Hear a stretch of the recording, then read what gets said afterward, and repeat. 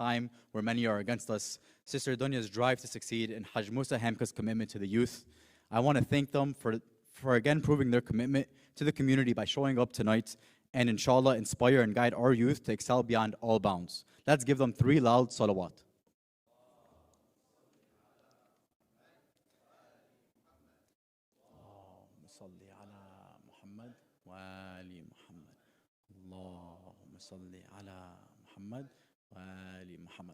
Now, I briefly mentioned our speakers, but I think it's important to discuss each individual speaker in a bit more detail for those who may not be aware of their stories. So we'll start with Sister Dunya. Let us begin with Sister Dunya Bazi. She is the founding partner and CEO of AtLaw, one of Michigan's fastest growing law firms. She began her career in personal injury law and has since expanded her practice into civil litigation, business, tax, real estate, and immigration law. Recognized among the top 10 under 40 personal injury attorneys, Dunya is not only a strong advocate for her clients, but also a leader in innovating how law firms operate. She continues to inspire young professionals through her vision, resilience, and commitment to justice. Let us welcome her with a loud salawat.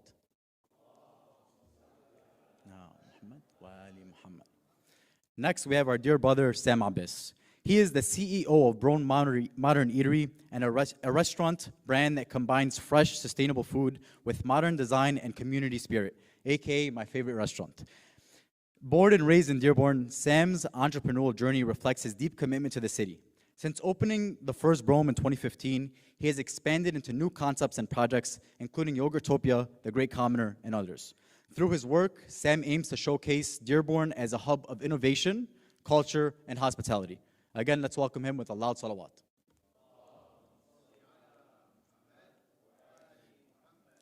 We also have a longtime NYC supporter, Dr. Ali Nasrallah. Dr. Nasrallah is a board-certified family medicine physician at the Family Doc Clinic in Dearborn Heights.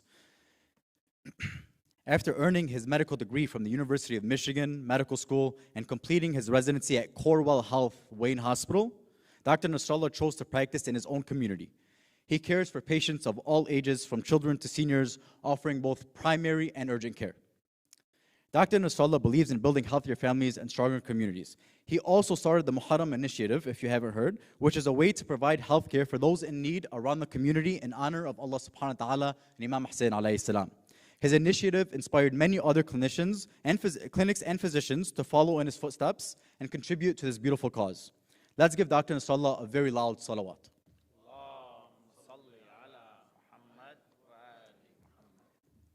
Next is a dear brother of mine and a voice of the people, State Rep Alabis Farhat. Mr. Farhat serves as a Michigan State Representative for the 3rd District, representing Dearborn and parts of Detroit. A proud son of immigrants, Alabis earned a degree in public health from the University of Michigan Dearborn and is pursuing a Master of Public Policy from U of M Ann Arbor, but go green always. His journey in public service began early, working on campaigns and in local government, before running for office himself. Today, he champions policies that strengthen working families, expand opportunity, and uplift his community. I want to thank you for your commitment to serving our community on the state level. Please join me in welcoming him with a loud salawat.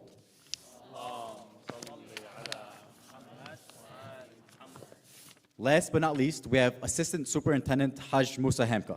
With more than 2 decades of service in public education, Haj Musa has dedicated his career to advancing student achievement and supporting educators across metropolitan Detroit. He began his career as a mathematics teacher in West Bloomfield schools before transitioning into educational leadership. For over 10 years, Mr. Hamka served as a principal of Grosse Pointe South High School, where he guided the school to numerous distinctions, including recognition as the 4th-ranked traditional high school in Michigan and one of the nation's top secondary schools. A hallmark of his tenure was a deep commitment to character education, helping students with reflection, act with compassion, and perform with honor. Under his leadership, South embraced the belief that it is not sufficient for students to aspire to be the best in the world. Rather, they must strive to be the best in the world. He now serves as the Assistant Superintendent of Human Resources for Grosse Pointe Public Schools, where he provides strategic leadership in recruiting, developing, and supporting exceptional staff. In addition, he is an adjunct professor of mathematics at Henry Ford College, where he continues to share his passion for teaching and learning. Mr. Hamka is deeply committed to cultivating inclusive cultures and school environments that promote excellence, foster belonging, and empower students to realize their full potential. Let's give Haj Musa Hamka a very loud salawat.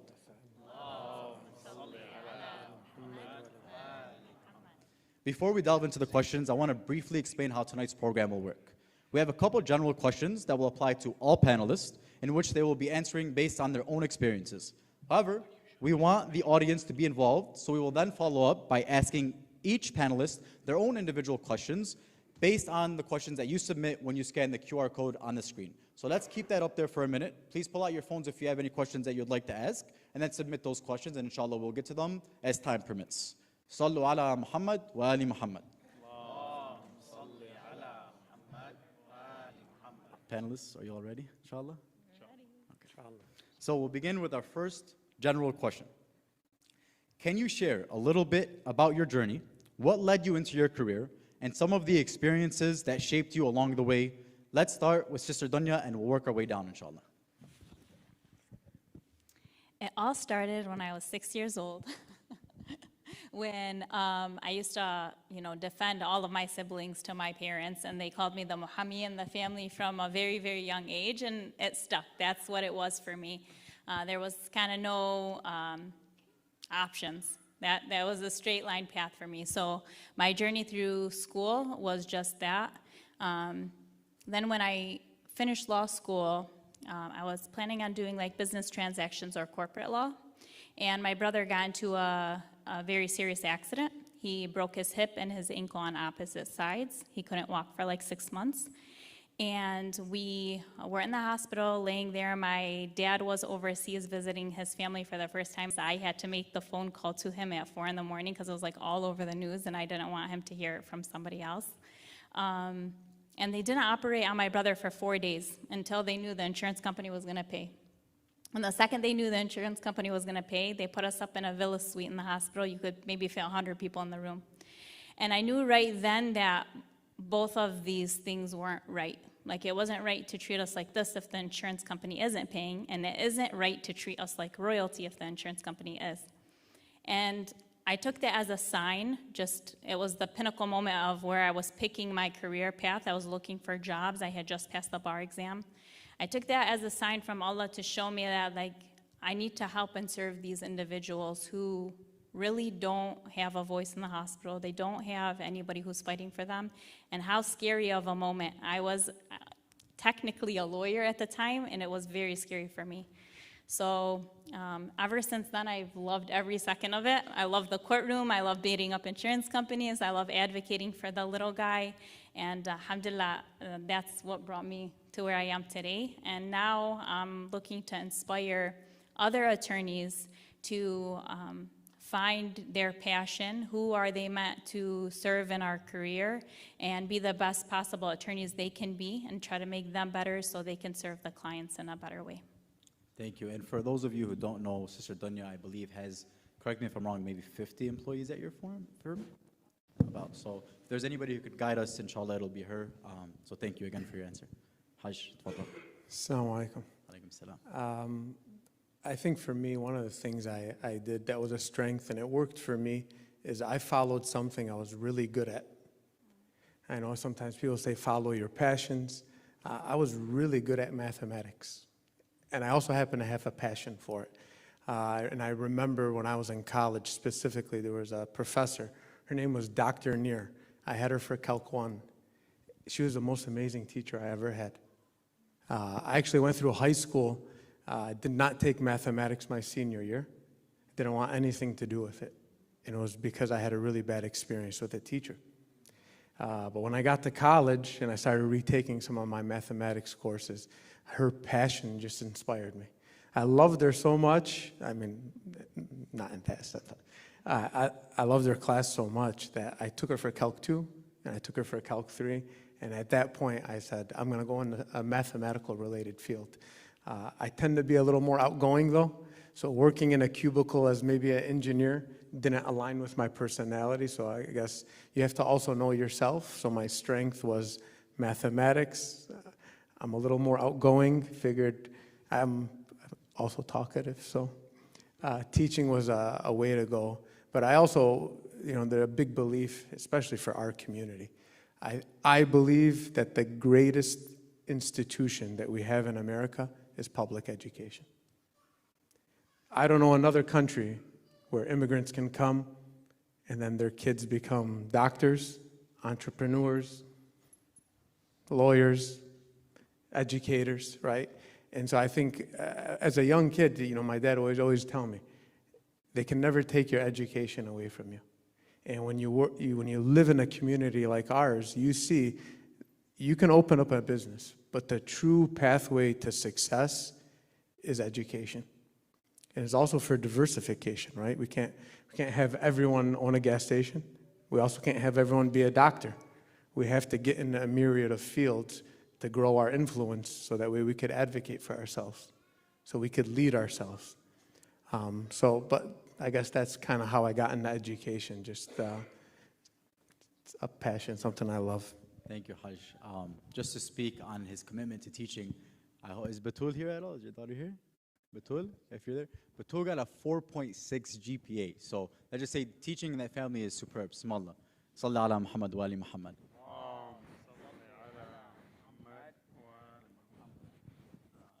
That is impressive, that 4.6 GPA. My name is Alabas Farha. I have the honor of serving as the state representative for the city of Dearborn and parts of Detroit. My story, I'll say, isn't rooted in maybe academic success. I actually wasn't that good at calc when I took it in high school. I actually intentionally avoided it when I got to college. That's why I have a degree in public health. But early on at early age in high school, I was very involved in groups like MYC, the Arab Student Union, and I really fell in love with the idea of serving my community. This idea that, like you said, only in America does this country and the city and the state give you the tools to build the kind of community you want to live in. And for me, at the time, there was a state representative in Dearborn. His name was Abdullah Hamoud, and he had came to Fordson during career day, and him and I kind of went back and forth on some disagreements. And he said, "You know what? You're a smart guy. I want you to come intern for me." And I said, "Okay, great, but you got to pick me up. I'm 16. I don't have a car." And he did. He picked me up, and we actually went to Lansing a few days. And I really fell in love just seeing the way you can influence change in the state, how you can work in different rooms and meet different people. But I also realized something, that when Abdullah was meeting many people, and even now to this day when I do it, I would be the first Arab American they would meet most times.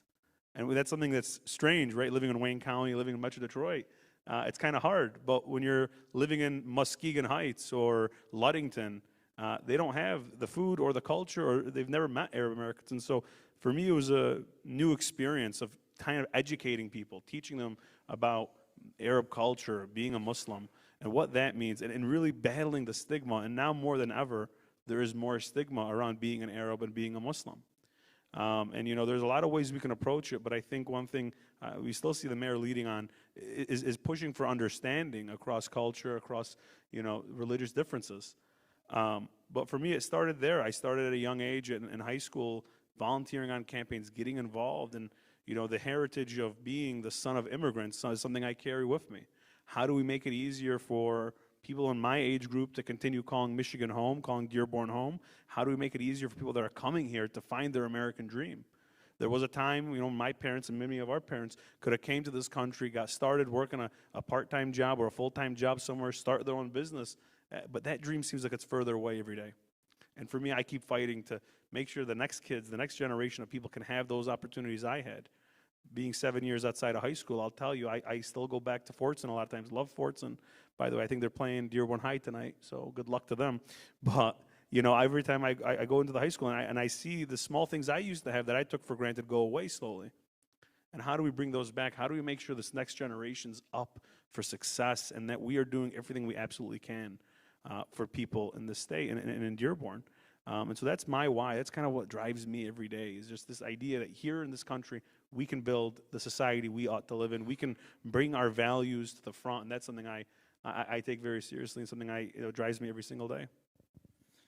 Thank you. And just a quick note, Alabis was actually nominated Michigan's independent MERS, right? Is it Michigan? Yeah, MERS. So he really is committed to the community, and we thank you.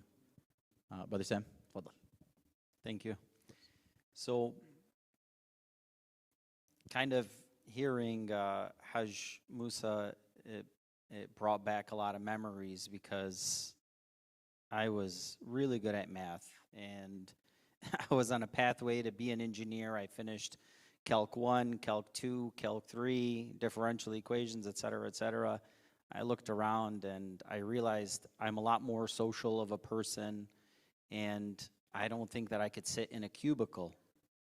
And I loved business, but every time I'd ask my parents, I said, I want to go into business, first thing my mom would do was shut it down instantly.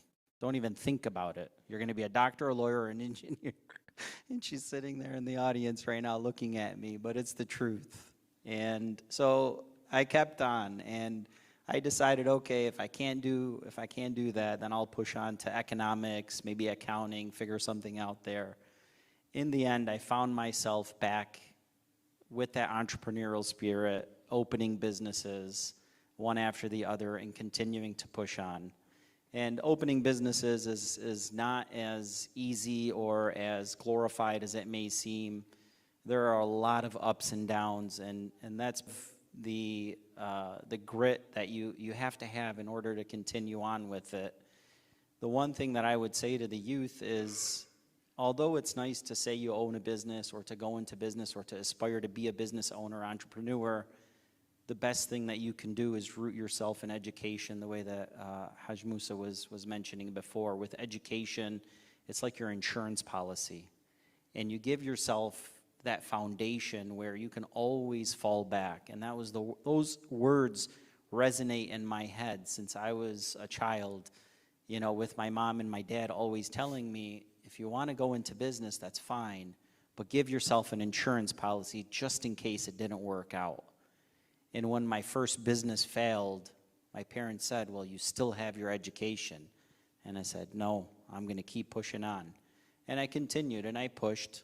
And after I graduated, I got my MBA. That still didn't make my parents happy. So I pushed on, and I got my CPA. And finally, they said, okay, that's good. We'd love for you to push on to get a PhD. I said, this is where I kind of say, no, this is it. This is where I stop. And I continue to diversify and go into various businesses and real estate and things like that. And it's something that I truly love. And I feel like a lot of times people, they think they're attorneys, but, if I had to pick what Dunya is, she embodies the entrepreneurial spirit. Although she's an attorney, she really is an entrepreneur. Although I'm a CPA, I truly believe that everything about me is an entrepreneur, because every time I hit a roadblock, I pivot and I continue to move on, and I try to find ways to evolve as a business owner, to continue to stay relevant, to continue to stay competitive in the marketplace. So, alhamdulillah for everything that I've encountered, and I absolutely have no regrets. Although I took the long route, I feel like in the end it was quite worth it, and my why ended up coming to fruition. So alhamdulillah for everything. Alhamdulillah. And if we went to the CPA, we would not be getting our farmer's market salad with chicken on top. But so thank God it worked out the way it did. Dr. Nasrallah, tafadal. Assalamu alaikum, everybody. Alaikum salam. So, funny story is I took calc with Haj Musa when I was in high school as dual enrollment. It was a hard class. And although I loved math, I wasn't that good at it. But he was an excellent teacher and an excellent role model for a lot of us youth. And thank you, Haj, for everything you did, and thank you, everybody here. Growing up, I loved science. Right? I was a nerd. I'm still a big nerd. And I've always loved people. I've always loved meeting people and talking to people and learning from others. And like everybody here, I had important people in my life. And I was actually blessed to have a lot of those people who guided me. And, like a lot of you too, my parents didn't go to college, some of them, my dad didn't go to high school, but they worked hard and they were honest, and they taught me the importance of remembering Allah in everything I do, as well as, education. Like, my dad would take me to the smoke shop, and he would tell me, you want to clean the bathroom or you want to go to college? And he'd make me clean the bathroom, make me wipe down the shelves. So I learned the business, business through that, working hard and being honest. And like I said, I was a nerd, did nerdy things. I still remember when my mom brought me a microscope home, and I went through college. I had, Allah yarhamah, Sayyid Imad Fadlallah as a role model at Fordson, who pushed me to dream big and to go big. I remember I got into Ann Arbor in undergrad, and it was now it's normal. Everybody's going to these big colleges, but I had got into Ann Arbor, and I wasn't going to go. I didn't tell my parents. I didn't tell anyone. I was afraid of the financial burden and leaving my parents to go to Michigan. And I had a scholarship to Wayne State, and I still remember. He called me into his office, and he's like, "You think I don't know?" He's like, "You have no choice." He called my parents and shipped me to Ann Arbor. And I just kept working hard. And when you want to become a doctor, you have to sacrifice a lot. People don't always see it, but like, I want to be really good at it, you sacrifice. You miss birthday parties, you miss holidays, you miss family time, you lose a lot of friends. But at the end of the day, you just work hard. And alhamdulillah, I worked really hard. I got into a very good medical school. But for me, I always knew that I wanted to come back to my community. And I always, when I went through med school, I realized, I kept trying to convince myself to become a surgeon, to become a cardiologist. And I kept coming back to the fact that I liked science and I loved medicine, but I also liked community, and I also loved meeting people and helping communities and getting to know other people. And I felt like family medicine was the best route for me at that point. And family medicine, if you don't know, is a type of doctor, a family doctor that treats people of all ages. You're embedded in your community. You can practice any way you want. You practice based on the way you're trained, right? So you do primary care, but if you pick up extra skills, you can do more stuff. So knowing that, I came back. I did residency in Metro Detroit at a small community hospital. Everyone was like, "What are you doing? You went to Ann Arbor. You're coming to this small hospital. Where's this hospital even at?" But I knew that was going to set me up. So the lesson for the younger generation is, you know what you're passionate about, do that, but also you kind of sometimes have to silence the noise in the room and do things for the right reason. So not always chasing that big name, but doing what you think is best for you.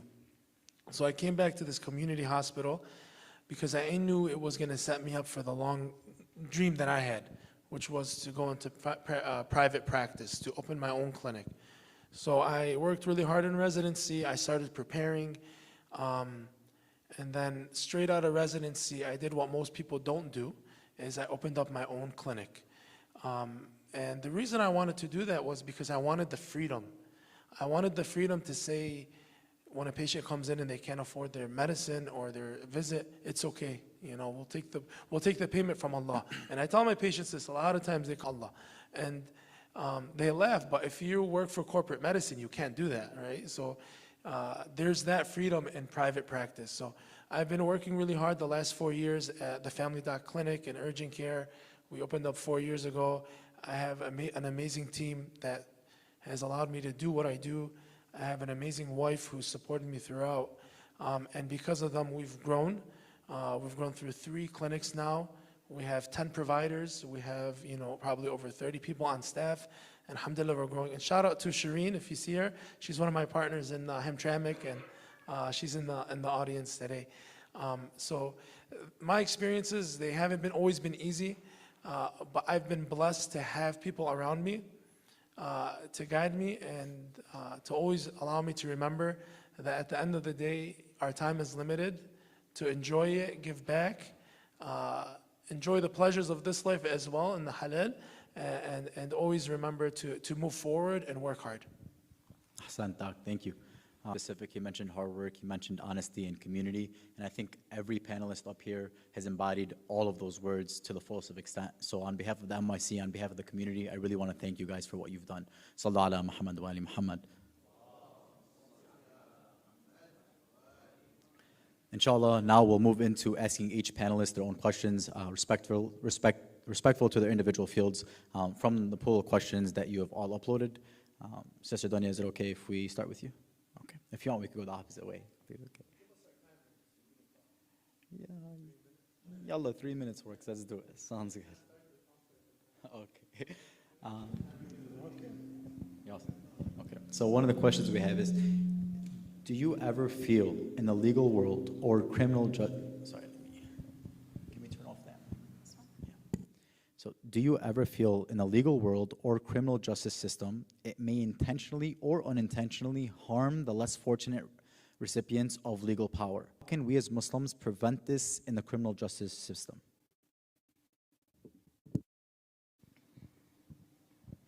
100%. There are innate issues with the system itself. Like the system, they say the system is broken, the system is really broken. I think first, people that don't speak the language have the toughest time in the system. And a lot of times they don't have attorneys or advocates who also speak their same language, or they're going outside of the community for attorneys because that's what they've been told to do their whole life, like go outside the community, but then that attorney doesn't understand their language and they have a very, very tough time navigating the system and getting the facts right. So I think there are safeguards you could put in place in order to protect yourself against the innate issues that live within the system itself.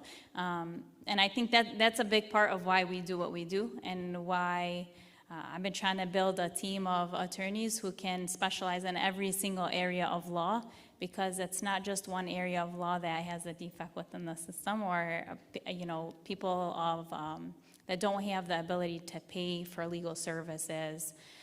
They can't, they don't know how to navigate it. They don't have any attorneys in their circles. They don't know who to go to. So trying to get the word out that we are here, we're here to serve. There's so many attorneys now in the community. It's amazing to see. So you definitely need an advocate on your side. And even with that, know that the system isn't always fair, but there was a case, if I can tell like a quick story, there was a case I had, and everyone told me I was going to lose this case. I was going to trial. My guy was seriously injured. He fell in the back of a semi-truck. He only spoke out of it. Went to the hospital. The hospital didn't put, they called it a stroke because it was bleeding the brain from the trauma when he fell. And nobody said that he fell in the back of the truck. So if you don't fall in the back of the truck, then the insurance policy won't pay for it. So that was a whole issue of the case. So like the injuries were there, haram, he suffered so much, he couldn't go back to work, couldn't provide for his family, had 5 kids, and everyone told me I'm gonna lose this case because my client was like a Arab that could not stop talking, and sometimes we don't make the best witnesses. So sometimes we don't. So we navigated that process, we prepped him, we went to trial. He did what I thought he was going to do. He did not make the best witness. But the jury still came back in my client's favor. They still saw the evidence based on what we were able to position and show them it. Moment in itself gave me like hope that if we go through the system and we do our part, it will work. So alhamdulillah, there is a light at the end of the tunnel. But definitely get an advocate on your side, find some help, and there is a lot of help out there. We have one more question for you, actually. Thank you so much. In your work as a lawyer, you may sometimes represent clients whose cases involve haram business. How do you approach those situations while staying true to your values as a Muslim? I don't represent them. Great. I have a choice, and this is kind of going to what my Dr. Ali said, is I started my own business for the freedom to be able to practice law the way I needed to in order to stay morally sound to what I believed in. And I'm building a team that believes the same way, that has the same values, and it's allowed me the freedom to be able to practice in that way. I don't have to take every case. If a case comes in that I think is haram, I think the person is guilty, whatever the reason is, I don't feel good about that, I will not take that case. And a lot of times in my practice too, in the auto accident field, I remember when I first started, there's a lot of people in the field that I'm in because there's a lot of money in the field that I'm in. So with a field that allows for a lot of money comes a lot of people that are just trying to run towards the money, and they're not grounded in faith or in their moral compasses. So I remember for the first 3 years, I literally had to walk people out of my office. Like, I don't cross this line. I don't cross this line. I don't cross this line. It took about 3 years before they stopped knocking on my door about how to get clients, where to go, things like that. And now everyone knows, so nobody ever comes to me for it. But you have to kind of establish yourself and stay firm and know that the money will come with time and hard work, and you do not have to cross any lines to be able to get there. You really don't. You can do it without that. A quick follow-up, real quick, and you don't even have to go into detail if you don't want to. Do you feel like because you set your intention and your intention is rooted in a true belief rather than chasing the money, that's what allowed you to grow in your business and at your firm? I have no doubt in my mind that that's why. That is, it comes from Allah, right? So we do our part, we work hard, and if that is, it comes from that, that's amazing. And if not, it's going to be seen in the hereafter. And I've always held true to that. So I 100% believe that. Hassan, thank you so much. Sallu ala Muhammad wa ali Muhammad.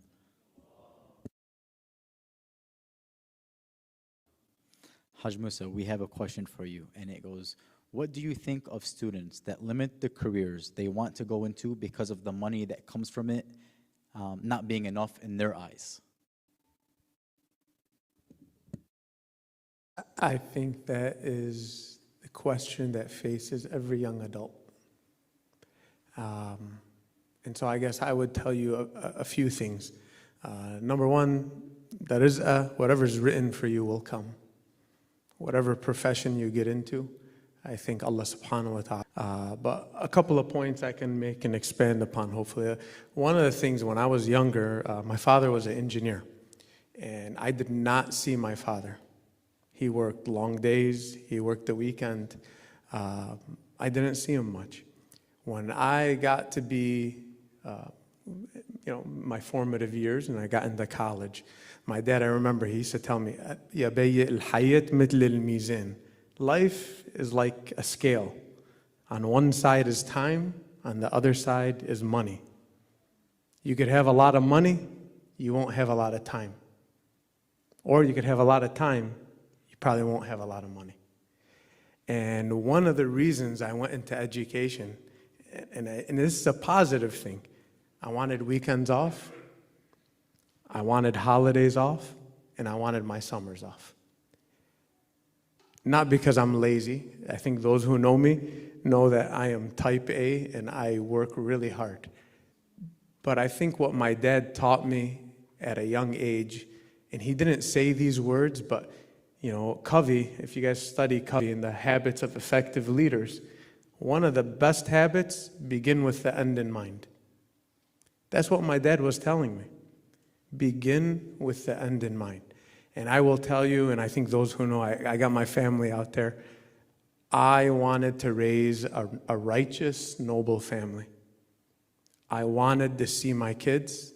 I wanted to be involved in their lives. I was all about, even at 19, 20 years old, I think those who know me, I got married at 23. I was 28, I had 3 kids, alhamdulillah. I wanted family. So I could tell you that, begin with the end in mind. And I think no matter what profession you go into, if you excel, if you work hard, you're going to climb and become the top at whatever it is that you do. But it just comes with hard work. And I will say, there is so much pressure in this country to make money.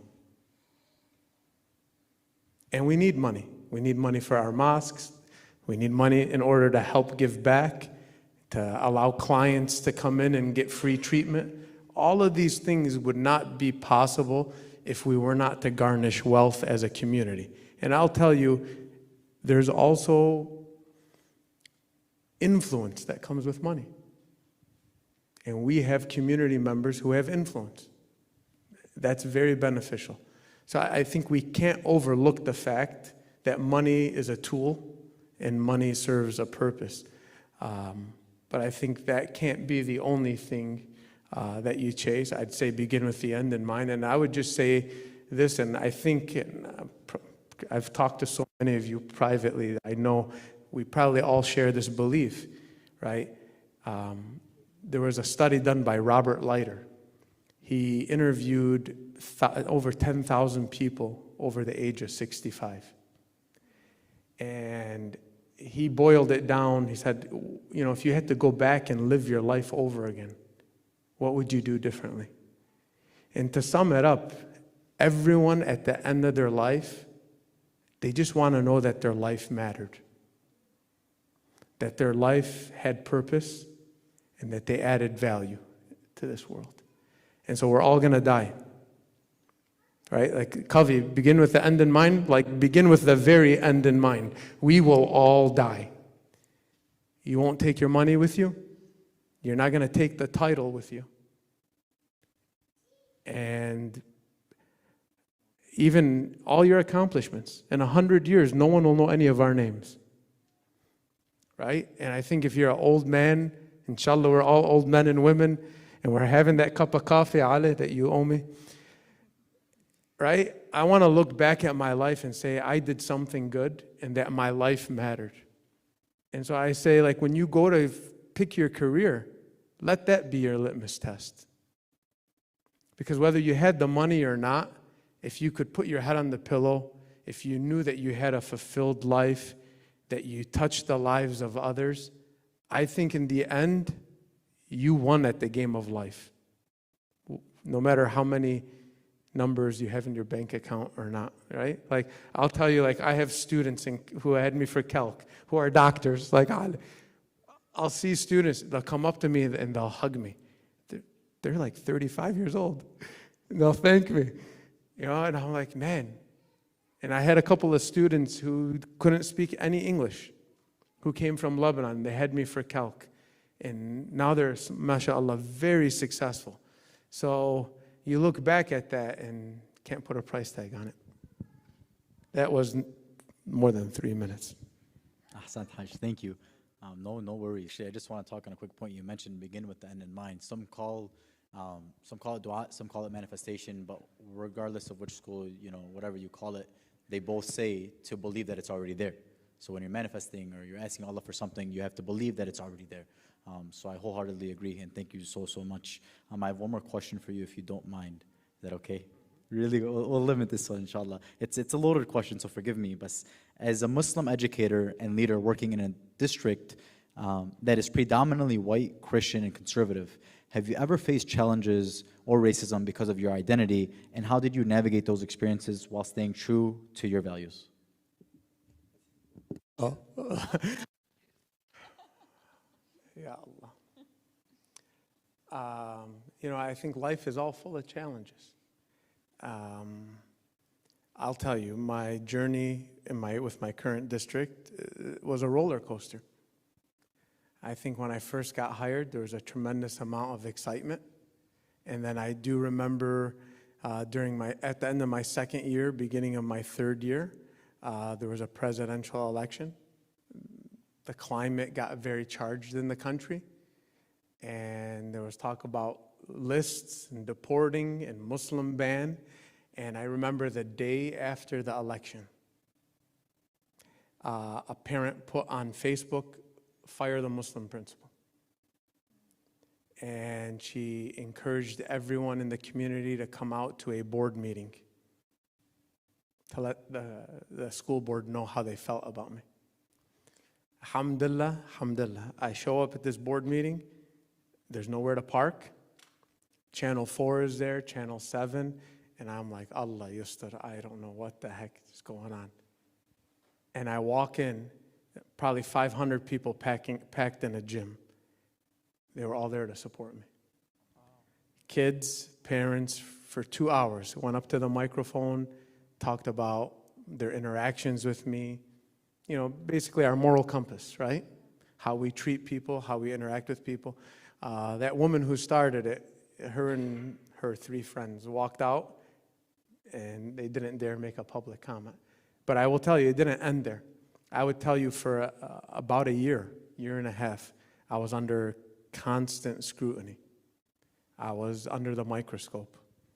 I went through a myriad of challenges because they're not going to stop attacking you.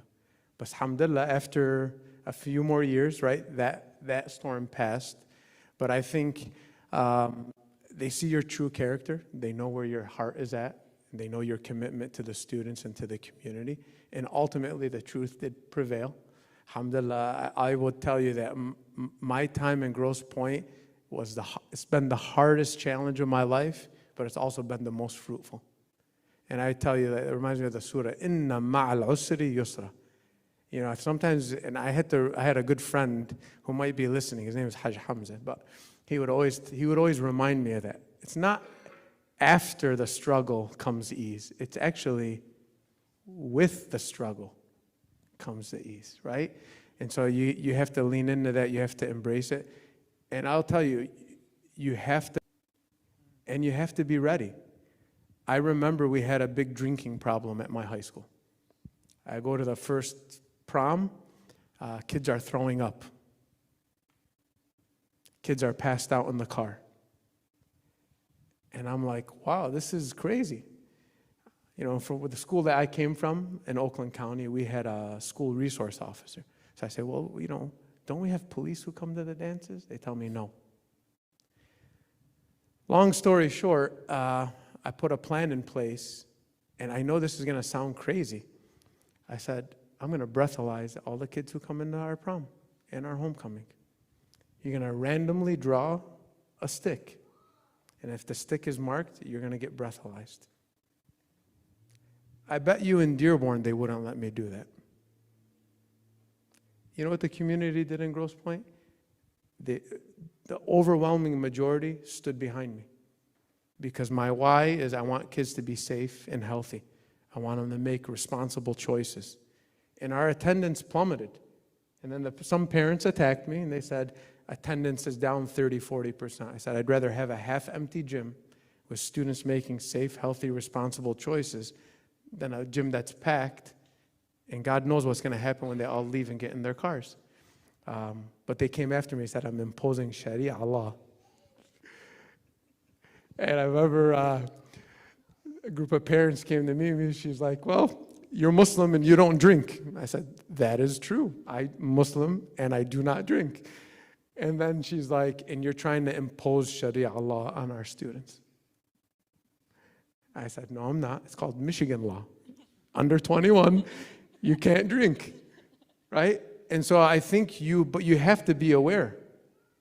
And I knew before I instituted this policy that I would get attacked.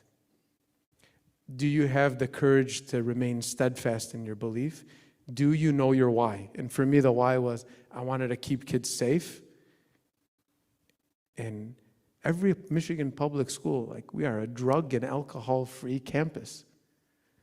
So if you know you have a problem and you're not willing to tackle it, that by default, you're condoning it.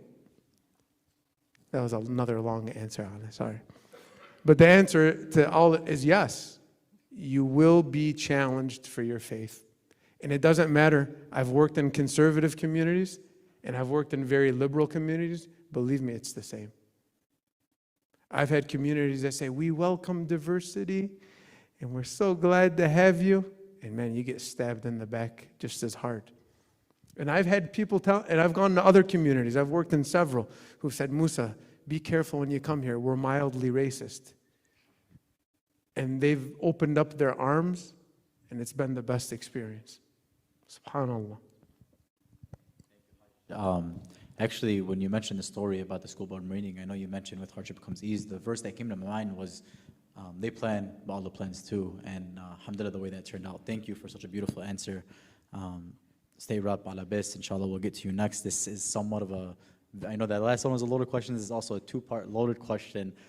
Since you're in legislation, it is going to be related to what's going on overseas. Are you okay with that? Yeah, of course. Okay. So, how do you navigate working in a place where many individuals around you are supportive of our government's complicity in the genocide that has been taking place in Gaza? Secondly, we've protested, sent emails, boycotted, and 2 years later, not much has changed. So, what can we do to actually make an effective change in our government's complicity? Yeah, this is a great question. So I want to address the first part is, how do you continue to advocate for what's happening in Palestine, the genocide happening in Palestine, given the pushback you might get from your colleagues? And I'll tell you, I serve in the Michigan legislature. It's a state body. We focus on Michigan issues. But I have colleagues of mine that take the time, they go on a trip every year to go to Israel. I have some that just went last week to meet with the Prime Minister over there. It is disheartening, I'll be honest. These are the people that I have to work with to help solve the pressing issues of public safety, of road funding, of school aid funding, right? These are the same people. And for me, I'll tell you, and I think the second part of the question is tied, right? So you have these conversations, you talk to people, you write these emails, but I'll tell you something. Public opinion has changed. Public opinion has changed.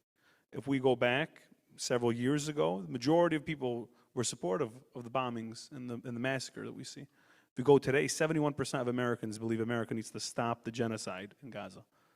Think of that. And that doesn't happen by itself. That happens because people are tuning in. It happens because we refuse to stop talking about it. It happens because unfortunately, the genocide is televised. It's on our Twitter. It's on our Facebook. It's on our Instagram. We see what's happening. And you cannot deny it with your eyes. And so for me, I tackle it like I tackle most issues, and that is I continue to just have conversations.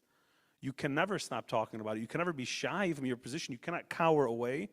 You got to do it, and I'm sure, Haj, you touched on this, always in a respectful way, always in a polite way. You can never give them an excuse to walk away from the conversation saying, oh, this person, you cannot talk to him. He's hot-headed. He has a temper. You have to always keep your cool, because I have been hit with the most bigoted comments you could imagine. Even to this day, some people confuse me. I think I'm better looking than him, but they confuse me with Abdullah. And there's no laughs. It's brutal for me. But I'll tell you, they still say that. And so for me, I think what I'll tell folks on the issue of the genocide in Gaza and of the issue in Palestine, and even Lebanon and Yemen and Syria, where the bombings have been happening, you can never be disheartened. They want us to stop talking about it. They want us to give up. They want us to think you're not getting anywhere with this. Yet for the first time ever, you've had dozens of countries recognize a Palestinian state. You've had people leave the United Nations Assembly when Prime Minister Netanyahu, who is a war criminal, somebody who the UN considers to be a war criminal, went up to speak. That doesn't happen by itself. That doesn't happen in a vacuum. That happens because people keep talking about it. It happens because there's pressure that is building.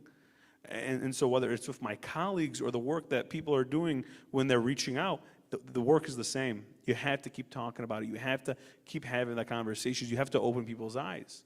Because like I said, for many of them, I might be the first Arab American they ever meet. They might ask me, why does Palestine, the first question I get is, why does Palestine matter so much to the Arab community?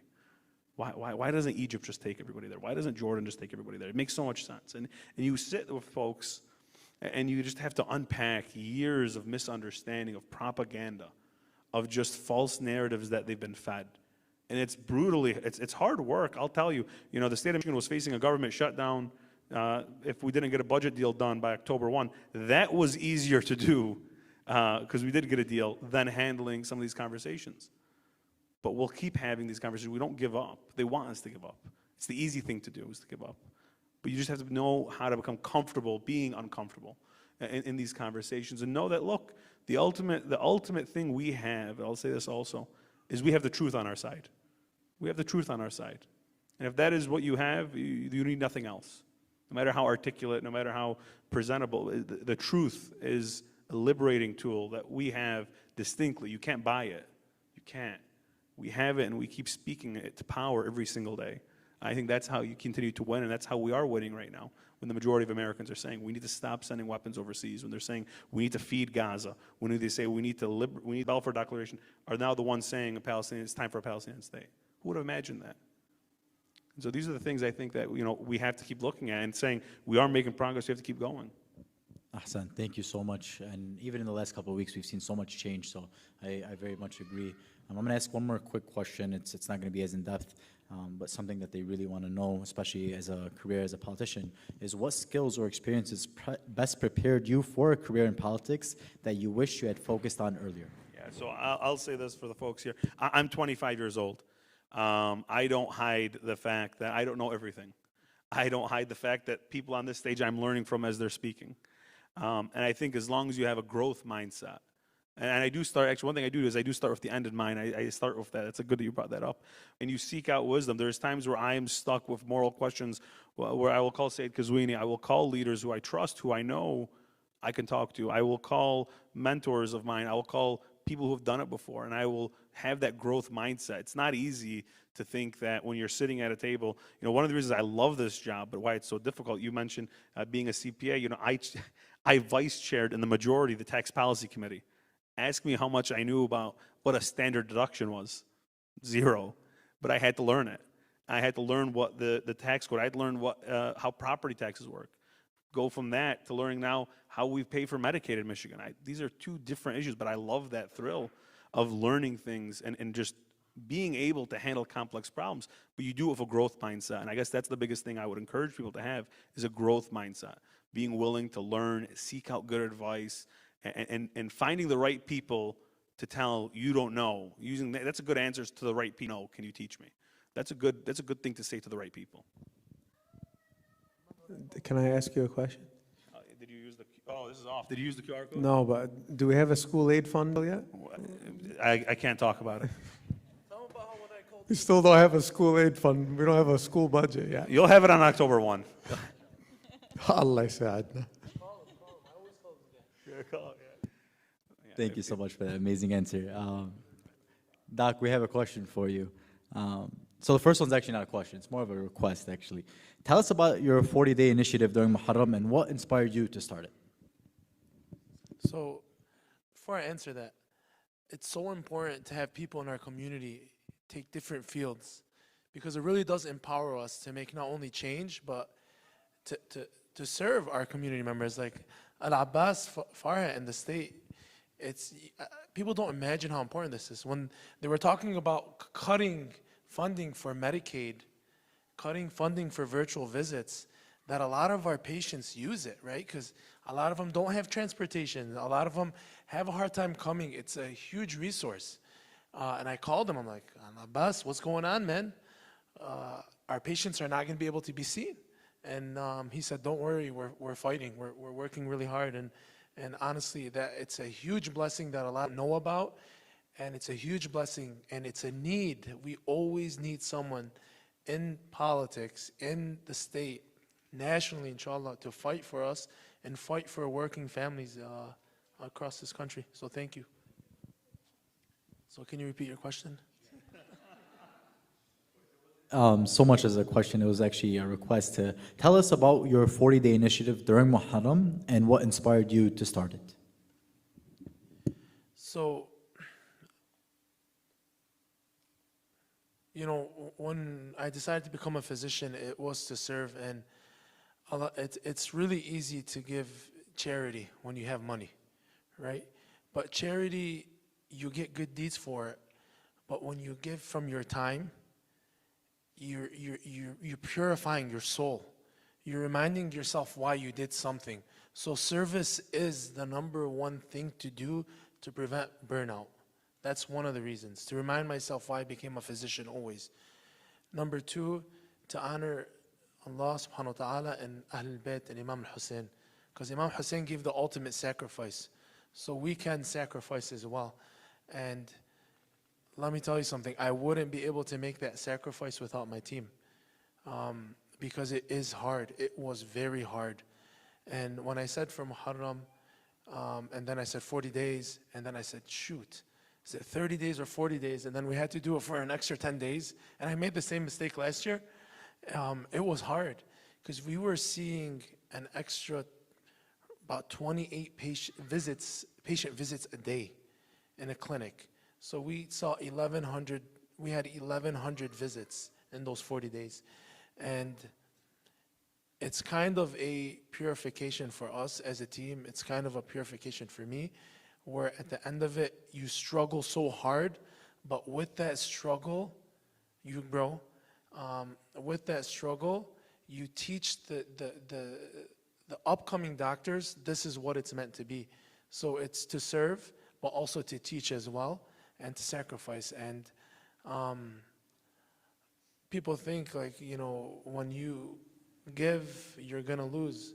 But I always tell like my team and everybody around me, you think you're gonna be more generous than Allah subhanahu wa ta'ala? Like you think, do I astaghfirullah think I'm gonna be able to give more what I'm giving? I'm getting much more in return. The days that we do that initiative, and this is for all the businesses out there and all their clinics, the days we do that and those initiatives, we see more patients that their insurances are paying than the days that we don't. Like there is a blessing, there is a rizq that comes with it. I have a team member. I get goosebumps thinking about this. I have a team member that's not a Muslim. In Muharram 15, like 2 weeks into it, I saw my team was getting tired. It's hard. You're seeing an extra provider's worth of patients a day, and it's nonstop. They're skipping they're skipping their breaks. They're not going to the bathroom. These patients coming in don't have insurance, so they have a lot of issues. And I said, you know what? I want to give them a bonus. So I gave every single team member a really nice bonus, and it was, you know, it was a good amount of money. And there is one person on my team who is older. She's not a Muslim. She's a working mom.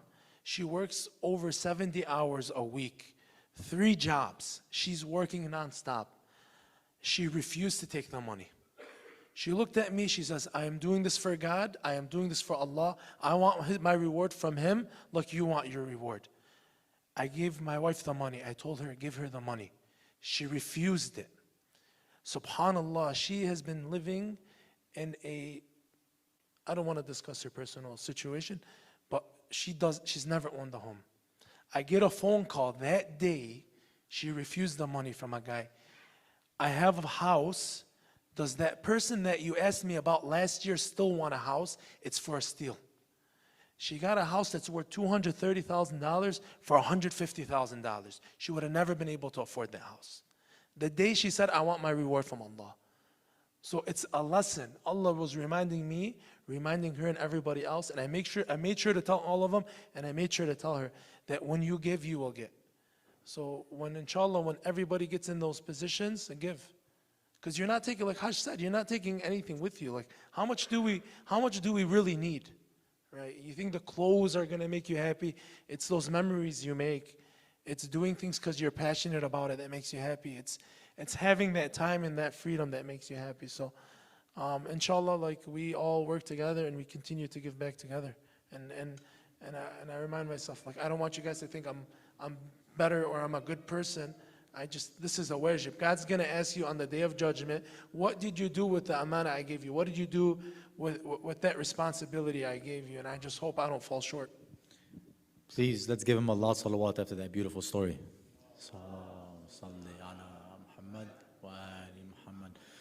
Dr. Masala, thank you so much. I have one more question for you, and then we'll move on to Brother Sam. In medicine, you sometimes face situations that can clash with faith values, like end-of-life care, gender-affirming care, or lifestyle choices. How do you handle those tough moments as a Muslim doctor? At the end of the day, no matter what your profession is, you respect individuals, you respect people. We can have our differences, we can be on a different level of understanding and closeness to Allah, and you always respect everybody. And I have my own private practice, right? So I can make decisions on what I want to do or how I want to practice. I always respect people. I say, I'm sorry, I can't, you know, this is against my religion, this is against my belief. If you want resources, you can go online and find that somewhere else. And that's the blessing that I have as a private practice, and I haven't had any issues. But there's also education, right? So if it's a Muslim patient, I educate. Like, for example, if I need to look in your ear as a Muslim woman, you don't need to take off your whole hijab, right? So I say, it's okay, no, it's okay, you don't need to take off your scarf, only take off this ear, right? We always in our clinic have a female provider. So I always say, hey, we have a female provider. Would you like to see that female provider for women issues? About educating and also respecting people's beliefs. Okay, Sam, so we have a couple questions for you. One of them has been the talk of the town in the past, so my apologies, but here's the question. Are you ready? You're all ready. Before the presidential election, Donald Trump visited Dearborn and went to the Great Commoner, which you were part owner of at the time. This caused a huge controversy in the community due to his stance with Israel. What was the decision-making behind opening your doors to him?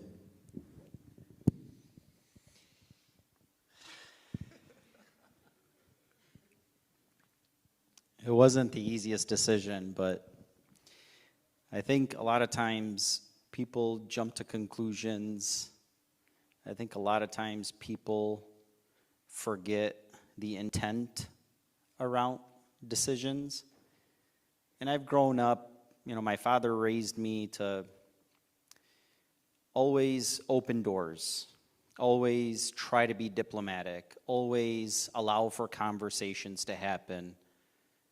And I know at the time it was extremely controversial, and the sole decision didn't come down just on myself, but I also didn't stop it from happening. So I do take, I'll take the burden, I'll take the responsibility. But at the end of the day, it came down to the decision of, do we open our doors and allow for the conversation? Do we allow for that diplomacy? Do we invite somebody, or not necessarily invite, but allow them into our doors with the intent of hopefully changing the narrative? And this was one of those decisions where, when President-elect Trump was campaigning, they reached out to the community looking for a place of business. And we were one of maybe 2, potentially 3 locations that were security cleared, et cetera, and then also background checks on myself, and because there was Secret Service and all kinds of clearances that had to pass before the event actually took place. But to answer the root of the question, it's like, why, or how could you, or how dare you allow this person at the time of a genocide? And you could reverse it and you can start to attack other community members and say, but you were parading around Camilla and President Biden at the time. And there was so much support on the Democratic side, for the Democrats, and not enough people speaking out against it either. But where it came down to for me was, we knew the choice that we had with Biden. And when Trump came, we knew that there is a likelihood that he would go back to his old ways, but there's also a potential for change. The one demand that I made, and I impressed, that if he's to come, there has to be talks of ending the wars. What's the likelihood that a local business owner or somebody from our community is going to get the, maybe not at the time the most powerful man in the world, but now the most powerful man in the world, literally, to have him actually say the words, to have him take a plaque that has a quote for peace from President Ronald Reagan? It wasn't a plaque awarding him for his good deeds. It was a plaque so that way he would go back to the Oval Office, hopefully, and remind himself to drive for peace, to drive for ending wars. And what he claims to do is, put America first. And if you're going to put America first, the reality behind putting America first is truly to end the wars overseas. And I knew it was going to be controversial. I didn't know it was going to turn out the way that it did. or that people were going to misconstrue my intentions. I think now we're on day 700 or so of the genocide, and there has not been a single day that I haven't posted in solidarity with Gaza, with Palestine, and even with the Lebanese people that have been bombarded on a daily basis. And leading to President Trump, which I'm shocked that I actually passed any security clearances, because if you see my posts, I would be on the first list for deportation. I couldn't believe it, but I haven't stopped. And more so, I felt like, the community would have at least respected or backed the decision in hopes that the intent was good. And the reason is because I feel like I've, over the last, 13 years that I've been doing business in the community, that I've stepped up to the plate. Initially, I think we were the very first business in the entire community to post publicly in solidarity with Gaza. We put out a public statement, and for myself, with aspirations to take Brome to the national level and to franchise nationally, that was an enormous risk for me to do, for me to take. But on top of that, I doubled down days after that, and I donated 100% of profits from all restaurants to Gaza. And we donated, and it's not necessary to mention the amount, but it wasn't a small number, and I did it happily, and I did it proudly, and I was attacked. You have no idea the DMs that I was receiving. I was attacked on a daily basis. People were tearing down my character, everything that I have done in my entire career. I don't even have a speeding ticket. There's not one blemish on my record. But I was torn down, and all my community service was taken away from me, all for one single decision, although the intent was the purest of intents. I'm not out here taking the man out to dinner. He simply came into the restaurant in hopes that we would show him what our community is about. I don't think he's ever been around Lebanese Americans, Palestinian Americans. I don't think he knows what we're like.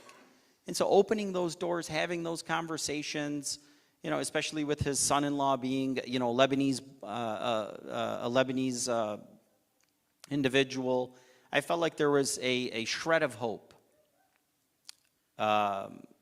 So it was a scary time for me, but alhamdulillah, we made it through, and I know there are people that still don't forgive. Hopefully they'll forget eventually. I still get the comments. Recently there's somebody that saw my picture and started to comment on it about, am I inviting him to the Great Commoner? Well, at the time, I was actually in the process of selling the Great Commoner, which I did. So no, I'm not inviting him to the Great Commoner, nor would he ever get another invitation unless he stops all wars. But that is a long shot. I think there's so many factors that come to play, but the point, and the intent of the decision was one of purity, and one that I still stand by proudly. I mean, at the end of the day, it wasn't the best decision, but I stand behind my decision because I did it with pure intent. So I don't know that you can take that away from me, nor would I let anybody take it away from me. But it's something that we learned from, and I learned quite a bit from the experience, and I continue to learn. But alhamdulillah for everything. Alhamdulillah, I actually want to make a couple of points. It reminds me also of, Imam Hassan alayhi salam before every battle, or Imam Ali before every battle, they would have dialogue, and they would try to come to a peaceful agreement before anything would happen. So I think it's within our values to try to have that dialogue and never stray away from it. Secondly, a lot of people will watch like Al Jazeera or CNN to get their news. I promise you, I follow Sam. I know Sam very well. He posts consistently as a voice for the Palestinian people, for the Lebanese people, and for oppression all around the world. So his intentions are pure, and I thank him for everything. Into a less loaded question, something that even I want to know actually is entrepreneurs have a desire for success, growth, and expansion. Sometimes this can cause them to be stuck in this dunya and forget about their family and faith. How have you found your balance between your path as an entrepreneur and your Islamic identity? So initially, I opened my first business, I think when I was 22 or 23 years old. I took my first loan from my father, which I was fortunate enough to be able to start out. The pursuit for success was always there, and I tried so hard, and I wanted to make it work, and I tried and tried and tried. But I feel like my why was off. Why I was doing it was because I wanted to be successful, I wanted to make money. And then as I got older, as I matured, and after I moved back to the community, I remembered what my why is. I remembered that, doing business is one, obviously, of course, is always to give back, like, Dr. Ali does and others here. But at the same time, remembering that while opening businesses, being content, maybe it wasn't meant for me. Because I opened and I failed, and I opened and I failed, and I would pivot and I failed, and I kept trying over and over, and I just couldn't figure out what was I doing wrong. I was an MBA at the time, and I was in the process of becoming a CPA, and finally it clicked, and I just said, Alhamdulillah. If it's not meant to be, it's just simply not meant to be. And that's why my parents pushed me for education. So I'm just going to pivot and fall back on my education, and I'll just go into accounting and hope for the best there. And that's when I feel like God opened it up for me with and I felt more secure in what I was doing, and in remembering what the true meaning of what alhamdulillah is, and being content, and understanding that when you're pursuing something for the wrong reasons, maybe Allah won't give it to you, and the reason for that is because you might follow the wrong path at that point. A lot of times people make a lot of money very quickly, and I've seen it amongst people I've grown up with, where they came upon a lot of money very quickly, and I'll tell you, they're not on the same path that they were when I once knew them. And I thank God, because when I moved back to the community and I opened up my business, and alhamdulillah, I did see that first glimpse of hope, that first glimpse of success. It actually drew me closer to my faith. I was more embedded in my faith. I felt stronger in what I was doing. And that's what kind of brought me to the community. And then I was able to give back to the community. And it just came full circle. Everything came full circle. Full circle. And I felt better about what I was doing. A lot of times people think, making money is everything. But the reality of it is having your family, having your friends, being blessed with a beautiful wife and kids. Those are the true blessings. And that's where, if Allah is going to give you that riz'ah, that's where you're going to feel it. That is the riz'ah. And alhamdulillah, whatever comes with it, I'm thankful for that as well. But I've seen enough ups and downs in my life. And, that's the one thing about our community, is a lot of times you only see the ups of people, but you don't see what happens behind closed doors. You don't see the struggles. You don't see the failures, but they are there. They're absolutely there. But that's what makes an entrepreneur specifically stronger and more focused, is when you see those failures, when you experience them. You'll never be successful until you fail. I've always lived by that. You can't be successful until you fail. Because if you hit that first roadblock, you're going to fall straight on your face. So that allows you to get stronger. And alhamdulillah for that. Alhamdulillah for all of my experiences, whether controversial or not.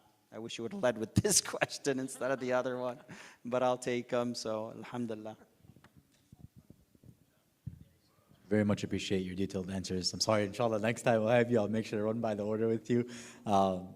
Okay, from the bottom of my heart, seriously, on behalf of the entire MIC and everybody here, I want to thank all of our panelists for their thorough responses, their dedication to serving our community, and for their commitment to the youth. May Allah subhanahu wa ta'ala bless you, and I hope you have all enjoyed the insights as much as I have.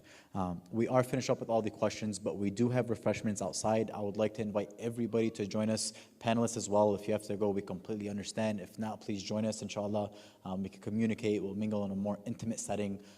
So let's end it with a loud salawat and thank you again. Salli ala Muhammad wa ali Muhammad.